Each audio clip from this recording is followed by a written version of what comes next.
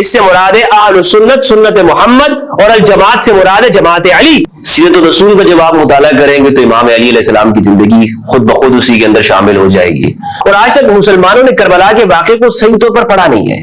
میں یزید کی حمایت نہیں کر رہا، لیکن میں آپ کو کہنا چاہتا ہوں کہ یزید کے اوپر آپ ساری برائیوں کا ملبہ کیوں ڈال رہے ہیں؟ من کنت مولا فہذ ابو بکر مولا، من کنت مولا فہذ عمر مولا، من کنت مولا فہذ عثمان مولا۔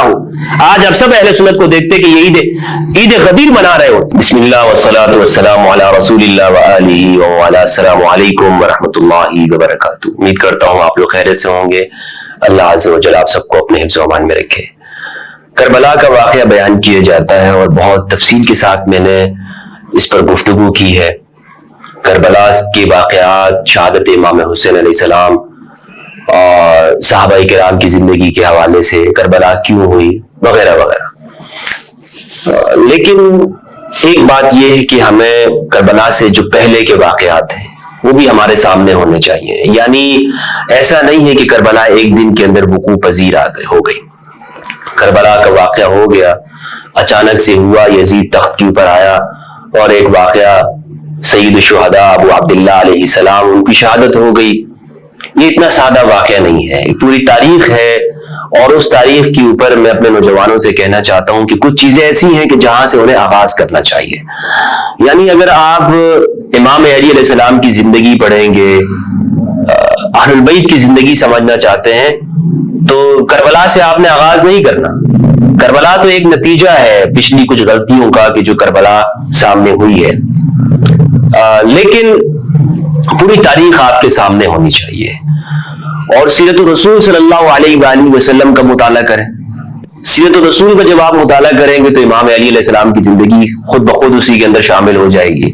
تو کربلا کے لیے، اگر کربلا کے واقعے پہ آپ پہنچتے ہیں اور آپ پریشان ہو جاتے ہیں کہ بھائی ایسا کیا ہو گیا کہ رسول کے جانے کے سے 50 سال بعد ہی مسلمانوں نے اپنے نبی کے بچوں کو شہید کر دیا، ان کے خانوادے کو لوٹ لیا، گھروں کو آگ لگا دی، خیموں کو آگ لگا دی، اور عورتوں اور بچوں کو ایک علاقے سے نکال کر دوسرے علاقوں میں پھرایا گیا، لے جایا گیا، ہاتھوں کے باندھ کر لوگوں کی گردنیں ماری گئی۔ آخر ایسا کیا ہوا؟ کیوں اس جگہ تک مسلمان کیوں پہنچے؟ یعنی وہ کوئی باہر کے لوگ بھی نہیں تھے، وہ مسلمان ہی تھے، کلمہ پڑھنے والے تھے، داڑیاں ان کی میں نے رکھی ہوئی تھی، نماز پڑھتے تھے، حج کرنے والے تھے، صحابہ کے بچے تھے، وہ صحابہ کے بیٹے تھے، اور جن قدر صحابہ کے، یعنی سعد بن ابی وقاص جیسے شخص رضی اللہ تعالیٰ عنہ، ان کے بیٹے عمر بن سعد بن ابی وقاص وہ شامل ہے، معاویہ بن ابی سفیان کا بیٹا یزید بن معاویہ وہ شامل ہے۔ تو ابھی ہمیں آخر یہ جو سوالات ذہن میں آتے ہیں نا، کہ لوگ اکثر پوچھتے ہیں کہ کیا وجہ ہو گئی، کیوں ایسا ہو گیا، کیوں مسلمان یہاں تک پہنچے؟ تو اس کے لیے آپ کو پھر کربلا سے شروع نہیں کرنا اگر آپ کربلا کا واقعہ سمجھنا چاہتے ہیں۔ اور آج تک مسلمانوں نے کربلا کے واقعے کو صحیح طور پر پڑھا نہیں ہے، صحیح طور پر سمجھا نہیں ہے۔ ہمارے ہم مسلمانوں نے صرف ہم یہی کہتے ہیں کہ یزید برا تھا، یزید ایسا تھا، یزید کو گالیاں لان تان کی جاتی ہیں اور بس بات ختم ہو جاتی ہے۔ محرم میں ہم کچھ رسومات کر لیتے ہیں، اور کربلا کے اس فلسفے کو، کربلا کے اس واقعے کو ہم اپنے اندر اتار نہیں پاتے۔ ہم یہ سمجھ نہیں پاتے کہ آخر کربلا یہاں تک پہنچی کیسے ہے۔ کربلا ایک دن کی بات نہیں ہے۔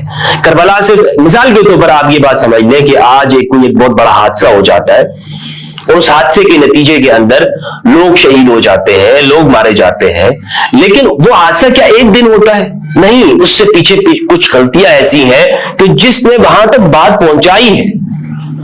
افسوس ہمارے ہاں جو مذہبی اسکالرز ہیں، مذہب پہ بات کرنے والے ہیں، یہاں لیکچر دینے والے ہیں، ٹیچر، اساتذہ، دانشور حضرات، وہ ڈائریکٹ وہ آپ کے سامنے بیٹھیں گے اور جناب داستان کربلا کو اس انداز میں بیان کریں گے کہ یہ کربلا 67 ہجری کے اندر بس یزید آیا اور اس نے یہ کام کر دیا، ساری برائی یزید کے اندر ڈوبتے ہیں۔ افسوس، میں یزید کی حمایت نہیں کر رہا، لیکن میں آپ کو کہنا چاہتا ہوں کہ یزید کے اوپر آپ سارے برائیوں کا ملبہ کیوں ڈال رہے ہیں؟ کیوں مجھ سے جب بہت سارے لوگ یہ کہتے ہیں کہ جناب یزید ایسا ہے، میں اس سے کہتا ہوں آپ یزید کو اتنا برا کیوں کہہ رہے ہیں؟ آپ کیوں، آپ کو یزید کے بارے میں اتنا کیوں آپ کے دماغ میں ڈالا گیا ہے؟ اگر آپ یزید کی زندگی دیکھیں گے تو یزید کا جو تقرر ہوا ہے، یزید جس طرح سے حکومت کے اوپر آیا ہے اس پر آپ اعتراض کر ہی نہیں سکتے۔ پھر یزید کی زندگی، آپ مطلب ان کی بیعت کرنے والے، یزید کی بیعت کرنے والے صحابہ موجود ہیں، عبداللہ ابن عمر کی حمایت حاصل ہے، بخاری کی روایت ہے۔ تو اس لیے صرف یزید کو جب ہمارا نوجوان اس کے سامنے یزید کو پیش کیا جاتا ہے، یزید کی برائیاں. ایسا صرف ایسا نہیں ہے. واقعہ کیا ہے؟ واقعہ یہ ہے کہ جب آپ دعوت ذو العشیرہ دیکھتے ہیں، بلکہ اس سے پہلے بھی آپ بنو ہاشم کی تاریخ کا مطالعہ کریں. بنو ہاشم اور بنو امیہ کے کیا معاملات چل رہے ہیں، کیا وجہ ہے، اور پھر رسول اللہ صلی اللہ علیہ وآلہ وسلم بنو امیہ کو کس نگاہ سے دیکھتے ہیں. اس پر میری ایک ویڈیو موجود ہے، بنو امیہ سے نفرت رسول اللہ کی سنت صلی اللہ علیہ وآلہ وسلم. اس ویڈیو کو آپ دیکھیے تو بنو امیہ کو، اس پورے قبیلے کو رسول کس نگاہوں سے دیکھ رہے ہیں. سوال ہے نا، سوچئے تو صحیح، بنو امیہ ہے کون، کیا ہے ان کا کردار، کیا رہا ہے، تاریخ کے اندر کیا کردار ہے. اور بنو امیہ کی ٹرو سٹوری کے اوپر میرا پورا ایک لیکچر انشاءاللہ عز و جل آ رہا ہے. اس لیکچر کو انشاءاللہ آپ جب دیکھیں گے آپ کو معلوم ہوگا کہ اس کی بنیاد کیسے رکھی گئی اور بنو ہاشم کے ساتھ جو تعلقات تھے اس کی ڈیٹیل کیا ہے. لیکن آج چونکہ میں اس کو کربلا کے واقعے کے ساتھ بیان کرنا چاہتا ہوں تو اسی کے اوپر میرا فوکس یہ ہے کہ ہم کربلا کو صرف کربلا کے دن سے نہ دیکھیں.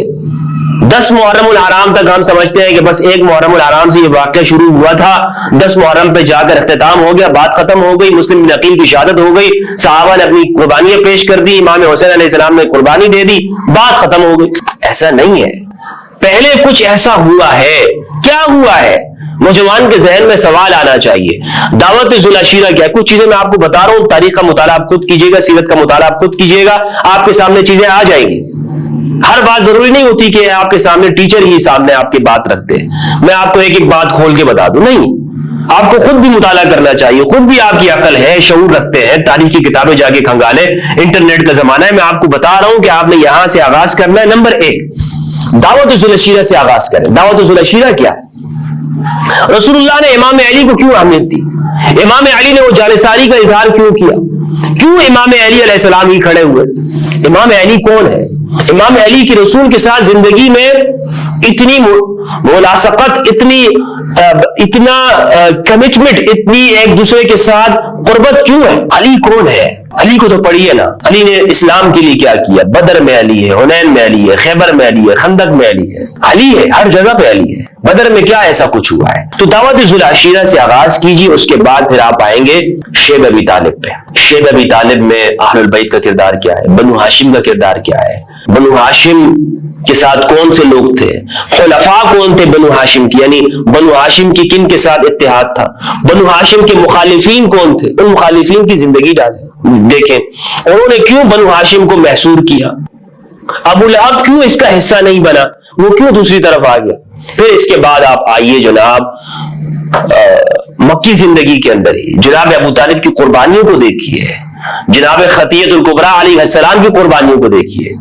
بدر کی جانب آئیے، بدر میں کیا ہوا، احد میں کیا ہوا، بدر میں کون لوگ مارے گئے، کون سے قبائل تھے، کون سے مترفین مکہ تھے، کون سے چوٹی کے سردار تھے، ائمۃ الکفر. ان ائمۃ الکفر جو طاغوت تھے اس وقت کے، ان کو قتل کیا گیا، مارا گیا. کس کے ہاتھ سے وہ مرے؟ بدر. اور وہ بدری صحابہ کے ساتھ پھر آخر کیا ہوا؟ بدر کے، یہ میں سوال آپ کے سامنے رکھ کے جا رہا ہوں، بدر کے جو صحابہ کرام ہیں ان کی زندگی نکالیے تاریخی کتابوں سے. بدر میں کتنے صحابہ تھے؟ 313. ان میں سے اکثر کے نام آپ نکالیے اور ان کو دیکھیے کہ وہ شہید کب ہوئے. بدر میں تو شہید نہیں ہوئے ہیں، وہ بدر کے بعد کس زمانے کے اندر وہ شہید ہوئے. انہوں نے زندگی کہاں پہ گزاری ہے، کس کے ساتھ وہ تھے، باغی گروہ کے خلاف وہ کیوں لڑے ہیں، باغی گروہ کے لوگوں نے بدر کے لوگوں کو کیوں شہید کیا ہے. بدر کو جب آپ مطالعہ کریں گے، بدر کے بعد پھر آپ دیکھیں گے خندق کو. پھر غدیر کے اوپر جب آتے ہیں 18 ذی الحجہ میں 10 ہجری میں، تو غدیر کیا ہے؟ غدیر میں جو اعلان یہ ہوا، غدیر کا یہ اعلان اتنی اہمیت کو کیوں حامل ہے؟ غدیر میں رسول اللہ نے صرف علی کی دوستی کا اعلان کیا ہے. اور افسوس کے ساتھ ہمارے ہاں اہل سنت کو جو رویہ ہے غدیر کے ساتھ، یہ بہت معاندانہ دشمنی والا رویہ. یقین کریں دشمنی سے کم کا لفظ میں استعمال نہیں کروں گا. اگر ہم یہی فضیلت رسول اللہ صلی اللہ علیہ وآلہ وسلم، حضرت ابوبکر رضی اللہ تعالیٰ عنہ، حضرت عمر رضی اللہ تعالیٰ عنہ، حضرت عثمان رضی اللہ تعالیٰ عنہ مجمعین، ان کے لیے استعمال کرتے رسول اللہ. من کنت مولا فہذا ابوبکر مولا، من کنت مولا فہذا عمر مولا، من کنت مولا فہذا عثمان مولا. آج آپ سب اہل سنت کو دیکھتے کہ یہ عید غدیر منا رہے ہو. یہ مناتے ہمارے یہاں جو اپنے آپ کو اہل سنت کہتے ہیں، میں سب اہل سنت والجماعت کی بات نہیں کر رہا ہوں، یعنی جب بھی میں یہ بات کروں اس کو ہمیشہ میں اپنی ویڈیو میں اس لیے کہنا چاہتا ہوں کہ میرے الفاظ کو پھر توڑ موڑ کے پیش کیا جاتا ہے اور پتہ نہیں اس کا کیا سے کیا بنا دیا جاتا ہے۔ جناب یہ دیکھیں، یہ شیعہ کی حمایت کر رہے ہیں، سنیت کے خلاف بات کریں، نہیں بھائی میں خود اہل سنت ہوں، لیکن میری باتوں کو سنیت کے خلاف پیش کرتے ہیں، نہیں۔ یہ جب میں کہتا ہوں اہل سنت والجماعت سے سوال کرو، اہل سنت والجماعت یہ تو اس سے مراد اصل اہل سنت نہیں ہے، بلکہ یہ 2 نمبر اہل سنت ہے۔ یہ جنہوں نے اپنے آپ کو سنی کہتے ہیں، یہ سنی نہیں ہے، یہ جعلی سنی ہے۔ اصل اہل سنت والجماعت تو وہ ہے کہ جو رسول کی سنت کے اوپر ہے، جو علی کی جماعت کے ساتھ ہے۔ باقی گروہ والی اہل سنت والجماعت مراد نہیں ہے۔ اہل سنت یہاں پر ان کے سنت سے مراد ہوتا ہے فرقہ وارانہ سنت، اور جماعت سے مراد ان کا ہوتا ہے باغی گروہ کی جماعت۔ میں جب اہل سنت والجماعت کا اپنے آپ کو کہتا ہوں تو اس سے مراد یہ باغی گروہ والی جماعت نہیں ہے، اس سے مراد ہے اہل سنت سنت محمد، اور الجماعت سے مراد ہے جماعت علی۔ باغی گروہ کی جماعت مراد نہیں ہے، یہ اپنے آپ کو باغی گروہ کی جماعت میں رکھتے ہیں۔ تو اس بات کو اچھی طرح سمجھ لیجئے۔ غدیر کے ساتھ ناانصافی کیوں ہے؟ غدیر یقین کرے، اگر غدیر کو اپنے حقیقی معنوں کے اندر امپلیمنٹ کر دیا جائے تو کربلا اس طور پر واقع نہ ہوتی، لیکن غدیر کو ایسا سمجھا ہی نہیں گیا۔ پھر اس کے بعد آپ ثقیفہ بنی ساعدہ کو دیکھ لیں، ثقیفہ کا اختلاف دیکھ لیں، ثقیفہ کے بارے میں امام علی کا موقف۔ آج ہمارے یہاں سنی مولوی جو اکثر ناصبی اس میں گھسے ہوئے ہیں، یہ امام علی کے موقف کو بیان کرتے ہیں۔ چلے مان لیتے ہیں کہ امام علی نے ابو بکر عمر رضی اللہ عنہما ابو بکر کی بیعت کر لی، مان لیتے، بخاری کی روایت 4240 جو ہے، لیکن اسی میں یہ بھی تو ہے کہ علی نے یہ فرمایا کہ یہ ہمارا حق تھا، ہم سے زبردستی چھینا گیا ہے۔ مولوی یہ بیان کرتا ہے آپ کو، لیکن ہم سے یہ زبردستی چھینا گیا، کیا امام علی نے یہ بیان نہیں کیا؟ کیوں اس کو کیوں چھپاتا ہے مولوی؟ اس کا مطلب یہ ہے کہ امام علی علیہ السلام رضی اللہ عنہ ان کا موقف ہے کہ یہ ہمارا حق ہے، ہم سے زبردستی لیا گیا ہے، چھینا گیا ہے، صحیح بخاری کی روایت ہے۔ ثقیفہ کے موقف کو جو امام علی کا ہے اس کو اگر ہم نہج البلاغہ کے ساتھ بھی دیکھیں، خطبہ شیخ شقیہ بولا، دونوں برابر بات بن جاتی ہے۔ ثقیفہ کو دیکھ لیں، پھر ثقیفہ کے بعد جناب شہادت عثمان ہوئی ہے۔ شہادت عثمان کی کیا اسباب ہے، کیوں ہوئی ہے؟ شہادت عثمان کی تاریخ کیا ہے، کیا وجوہات تھی؟ حضرت عمر کی شہادت کیوں ہوئی ہے؟ کون ہے حضرت عمر کی شہادت کرنے والا؟ کس کو فائدہ ہوا ہے؟ کس کا غلام تھا وہ شخص؟ کون تھا؟ اس کو آپ پڑھیں گے جب شہادت عمر کو، شہادت عثمان کو دیکھیں گے، کس نے فتویٰ دیا، کس نے تیار کیا، کس نے تحریض کی، لوگوں کو ابھارا، کس نے موومنٹ چلائی، کون لوگ تھے وہ؟ امام علی کا وہاں پہ موقف کیا ہے؟ صحیح روایات اس میں امام علی کے حضرت عثمان کے بارے میں کیا ملتی ہیں؟ حضرت عثمان نے اپنے ادوار کے اندر امام علی ان کو کیا کیا مشورے دیے؟ یہ ساری چیزیں ہیں۔ شہادت عثمان کو سمجھیے، شہادت عثمان کو آپ سمجھیں گے کربلا کے ساتھ مربوط، یہ چیز آپ کو جب مربوط کریں گے تو آپ کو پوری کربلا کی تاریخ آپ کے سامنے ایسے بے غبار ہو کے پیش ہو جائے گی، آپ کو اصل وجوہات سمجھ میں آ جائیں گے کہ یہ کربلا ہوئی کیوں ہے۔ شہادت عثمان رضی اللہ تعالیٰ جمل ہے، جمل آپ کو معلوم ہے کہ جمل ہوئی اسی لیے قصاص عثمان کا مطالبہ، لیکن جمل کو شکست ہوئی جمل والوں کو، اور حضرت عائشہ رضی اللہ عنہا ہمیشہ ندامت کرتی رہی اس کے اوپر، آنسو بہاتی رہی کہ کیوں مجھ سے یہ غلطی ہوئی۔ اور صحیح روایت ہے، مسند احمد کی روایت ہے، مستدرک الحاکم کے اندر بھی ہے کہ اب مقام کے کتے جو ہے وہ بھونکنے لگ گئے۔ حضرت عائشہ نے کہا کہ وہ حدیث ان کو یاد آ گئی کہ تم رسول اللہ صلی اللہ علیہ وآلہ وسلم نے فرمایا کہ تم میں سے کوئی ایک خاتون ایسی ہے کہ جس پر حوض مقام کے کتے بھونکیں گے، اور عائشہ نے اس موقع پر وہ ان کو یاد آ گئی تھی۔ تو جمل کو آپ یاد کیجئے، جمل کے بعد آپ صفین دیکھیں۔ اچھا، جمل اور صفین کا معاملہ بالکل الگ ہے۔ جمل کے جو لوگ ہیں انہیں شکست ہوئی، تو جمل میں حضرت طلحہ، زبیر اور حضرت عائشہ رضی اللہ تعالیٰ عنہم یہ مین کردار ہے، تینوں کی توبہ ثابت ہے۔ لیکن جو صفین ہے، صفین کے بارے میں رسول اللہ کے فرمان الگ ہے، الفئہ الباغیہ ہے، عمار تقتلک الفئۃ الباغیہ، عمار یدعوہم الی الجنۃ ویدعونہ الی النار، عمار ان کو جنت کی جانب بلائے گا، وہ عمار کو جہنم کی جانب بلانے والے ہوں گے۔ عمار کی قتل کا اعتراف عمر بن عاص نے کیا ہے، سیر اعلام النبلاء کے اندر موجود ہے کہ یہ اس کے قتل کرنے والے ہم ہیں، سیر اعلام النبلاء کے اندر یہ موجود ہے، اور عمر بن عاص کا اعتراف ہے۔ اور عمر بن عاص کے بارے میں کتاب الایمان صحیح مسلم کی روایت وہ کہتے ہیں میری زندگی کی 3 ادوار ہیں۔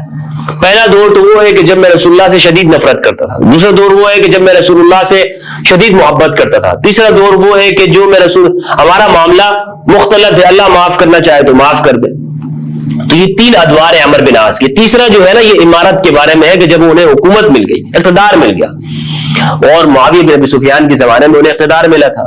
تو ہمیں اس چیز کو سوچنا چاہیے کہ صفین کا جو معاملہ ہے وہ کیا ہے, صفین کیوں ہوئی ہے, رسول اللہ کے فرمان کیا ہے صفین کے بارے میں, باغی گروہ کون ہے, باغی گروہ اس کے اخلاق اور اطوار کیا ہے, اور پھر آگے جو صفین کے بعد صلح امام حسن علیہ السلام کے بعد جو 20 سالہ جو دور ہے اس میں کیا ایسا ہوا, وہ جو بنیادی کی شہادت ہے, صلحاء کی شہادت ہے, لوگوں کو شہید کیوں کیا گیا, یزید بن معاویہ کی بیعت کیسے لی گئی. پڑھیں تو صحیح, اس پر میری سب موضوعات کی پر میری ویڈیوز موجود ہیں. یہ آج میں آپ کے سامنے اس ویڈیو کے اندر یہ بتانا چاہتا ہوں کہ یہ جو واقعات ہیں انہیں ہمیں مربوط کرنے کی ایک تسلسل کے ساتھ پیش کرنے کی ضرورت ہے, اور اس کی اسٹڈی ہم ایسے کریں تو تب جا کے آخر میں ہمیں کربلا سمجھ میں آئے گی. ورنہ اگر آپ ایک نوجوان ڈائریکٹ کربلا پہ آئے گا اور وہ پیچھے ان موضوعات کو نہیں پڑھا ہوگا تو اسے کچھ بھی سمجھ میں نہیں آئے گا, وہ دائیں بائیں وہ ادھر ادھر پھنستا جائے گا, چھلانگے لگاتا جائے گا. تو امام علی علیہ السلام وہ تو جناب اہل بیت میں سے کسی کی بھی اگر آپ زندگی پڑھنا